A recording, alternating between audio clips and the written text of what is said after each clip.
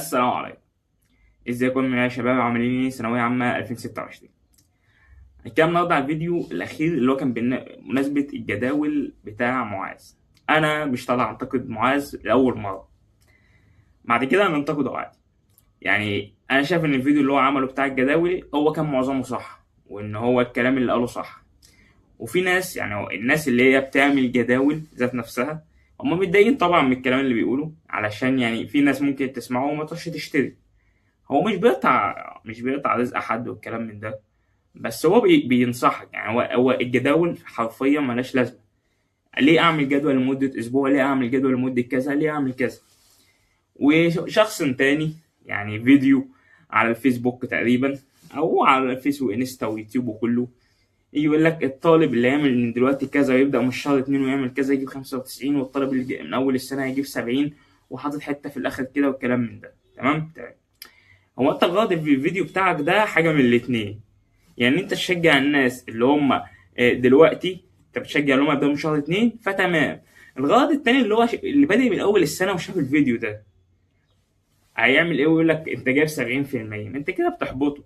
وانت بما ان محتواك تحفيزي يعني، فالفيديو ملوش اي لازمه حرفيا. يعني انت كده، انت اللي بادئ من اول السنه، معنى كلامه يا ريتك ما بدات وابدا من شهر 2 وكنت هتجيب 95، والكلام العبيط اللي هو مفيش منه. كده كده بدأت في شهر 2، بدأت في شهر 1، بدأت في شهر 8. الكليات بيبقى لها أعداد محددة، ملهاش دعوة بقى أنت جبت كام. لو أول 10,000 جابوا 99 هتبقى من 99%. هتبدأ إنك تقول هتجيب 95 والكلام من ده، لا، هي لها علاقة بترتيبك على الدفعة. تمام تمام. والناس تخش طبعا على الانستجرام عند معاذ تهدده، يعني يقول لك الناس تزعل والكلام من ده، وناس تانية تخش تبعه والكلام العبيط ده، ويخش ايه، ينزل على الصفحة هناك ان هو في حد بيعمل فيديو وكلام من ده وقطع رزق وكلام من ده، وكاتب لك تحت ان هو قصده كلام مقصود. فانت يعني لو انت شايف ان الجداول اللي هو انت بتعملها ومتابعة اسبوعية وتيم متابعة والكلام من ده صح، فتمام. هو مش صح خالص. يعني انت عامة كطالب ثانوية عامة، لو انت تمشي على جدول اسبوع مستحيل تعملها، مستحيل تكمل جدول اسبوع. انت مش عارف المادة دي غير المادة دي والمادة دي. اوائل الجمهورية ذات نفسهم ما كانوش بيسمعوا، ما كانوش بيعملوا فيديو، ما كانوش بيعملوا جداول قصدي يذاكروا عليها، كان بيمشوا يومها بيومها. لو انت طبعا بقى، يا عم اقول لك حاجة، انا ومعاذ بنقول جداول مش مهمة وجداول مش كذا. انا يا عم هو ما بنفهمش، احنا الاتنين اعتبرنا يا عم مش في طب وبندي نصايح وخلاص، ماشي. اوائل الجمهورية هم يا عم اللي هيقولوا تمام. في فيديو مع مستر عبد الجواد كان لسه منزله، بيسألهم هل في روتين يومي وكلام من ده. طيب ده روتين يومي للمذاكرة؟ لا، مفيش.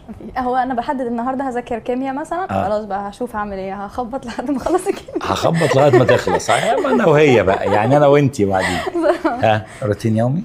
لا مش روتين يومي، على حسب ان هو مثلا حصه كذا نزلت النهارده خلاص هاخدها يعني. يعني هو من الكلام باين ان هو ايه، بيحددوا الماده اللي انت هتذاكرها في اليوم. حضرتك انت معاك 5 مواد، لو كل ماده يوم انت مش هتفاقم حاجه لو بدات من اول السنه. تيجي تقول لي انت مراقم، وانت مراقم بقى والكلام من ده، انت عايز جدول. انت عايز جدول في ايه؟ انت بدل ما هتاخد برضه ماده في كل يوم، تمام، ماده في كل يوم، بس بدل ما هتذاكر الماده الجديد بس هتضيف منها قديم.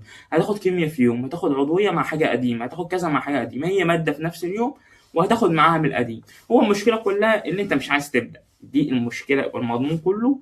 اللي انت مفيش نيه اصلا انت تبدا. انت دلوقتي عملت جدول من هنا على جدول من هنا على جدول من كذا. ده هو عشان طلع بس في فيديو الفات قال لك في واحد عملت له، يعني هو قال له انت اعمل كذا وكذا وكذا ودخل طب، انت كل هجوم اعمل لنا جدول والكلام من ده.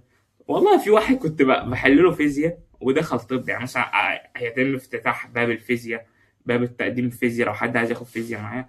لا، بقى هو يعني مش شايفها، هو واحد كان شايفني كذا فكان بيبعت لي، لو انا عارف حاجه ببعتها له وخلاص. مش هستغل الحاجه دي واطلع اقول ده في واحد كان معايا، واحد بس هو الوحيد اللي دخل طب بشري نسبه 100%، يبقى كده انا اشطر مستر عبد معبود. وانت الحياه مش كده خالص. فهو انت والجداول ذات نفسها ملهاش لازمه. يعني عايز اعرف ايه اللي اتقال غلط في الفيديو معاذ. يعني هو اول حاجه مثلا، الناس اللي يا جدعان بتوع الاونلاين بياخدوا محاضرتين في اليوم، محاضرتين لمادتين. ما انا باخد مثلا مادتين في اليوم النهارده، بكره مادتين في اليوم، بعده مادتين في اليوم، بعده مادتين في اليوم. فانت بتكون بتعدي على الماده في الاسبوع ممكن مرتين او 3 مرات حسب الترتيب اللي انت بادئ بيه. هو الحاجه دي قالها غلط. يعني لو واحد بياخد اونلاين بيذاكر مادتين في اليوم ومراكم، فهو في حاجه غلط عامه، في حاجه في اعداداته غلط. يعني ازاي انت بتاخد مادتين في اليوم ومراكم؟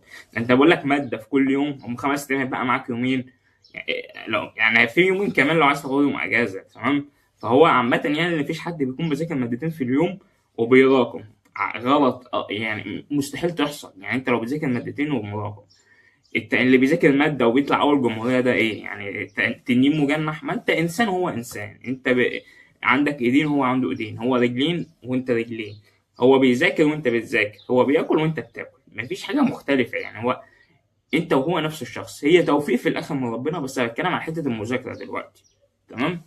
الفيديو التاني، وفلوس الجداول الفلوس حلال طبعا عشان بيتعبوا. قال لك اركن المتراكم وسيبه للمراجعه النهائيه. دي اغبى حاجه انا سمعتها السنه دي اغبى حاجه انا سمعتها سيب المتراكم ولمه في المراجعه النهائيه. سيب الباب التالت فيزياء ولمه في المراجعه النهائيه.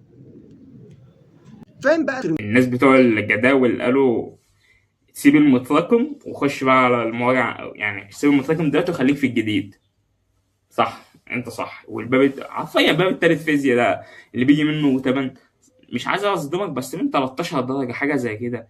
يعني اقل من ربع الامتحان، حاجه بسيطه. فصباح الفل. يعني انت لو هتسيب الفيزياء وهتسيب ده كله انت متراكم، انت معاك وقت دلوقتي. يعني الحديثه يعني مش يعني هي صعبه وكل حاجه، بس مش زي الكهربائيه. انت عادي تاخد معاك كهربائيه، عادي تاخد مادتين في اليوم. انت معاك 5 مواد مش 7. يعني انت في يومين اصلا وانت تاخد كل ماده جديد يوم، انت معاك يومين ممكن تلم المتراكم فيهم. بس هو المشكله طبعا ان انت مش عايز تبدا، انت عايز تشوف حل وهتدفع فيه فلوس بس مش هتعمله، تمام. يعني انا ممكن دلوقتي، انا كنت منزل فيديو ازاي تعمل جدول عشان كنت منتقد الجدول في فيديو قبله، والناس في الكومنتات طب ما تعمل انت والكلام من ده. قلت له خش على شات جي بي تي واعمل، هيعمل لك جدول احسن من الكلام من ده، بدل ما تدفع لي 100 ولا 200 جنيه، فاهم؟ 197 جنيه. فلا، انت خش يا عم على شات جي بي تي، قول له الحاجات اللي عندك، وقول له وادي له يا عم ملاحظات. قول له انا حاسس ان المحاضره الثالثه بتاعت كذا صعبه، المحاضره الثالثه طويله هتاخد وقت. فهو كلام الجداول كله فكسان عامة. يعني مثلا هتيجي في رمضان، يعني لو واحد هيعمل فيديو عن رمضان، يعني مثلا هو يقول لك جدول في رمضان، انت المفروض ما تعملش اسمها حاجه جدول في رمضان. انت تطلع تدي اللي قدامك يعني ايه الوقت اللي فاضي معاه في رمضان علشان يذاكر فيه. انت هيبقى فاضي معاك من بعد التراويح لحد الفجر، هيبقى فاضي معاك من بعد الفجر لحد الساعه 9 وانت في نفس تركيزك. هو ده الوقت اللي هيبقى انت تركيزك فيه عالي وتقدر تذاكر فيه. ما تجيش بقى تقول لي لا يا اسطى انت هتذاكر من بعد العصر لحد المغرب كذا. يا اسطى ما انا مش هبقى مركز. يعني انت خد حاجات. افرض انا شخص ما بعرفش اذاكر غير بالليل، ما بعرفش اذاكر غير الصبح، انت ما بتعرفش تذاكر غير الصبح، يبقى معاك من بعد الفجر لحد الساعه 12 الظهر. ما بتعرفش تذاكر بالليل من بعد التراويح لحد بعد الفجر، فاهم؟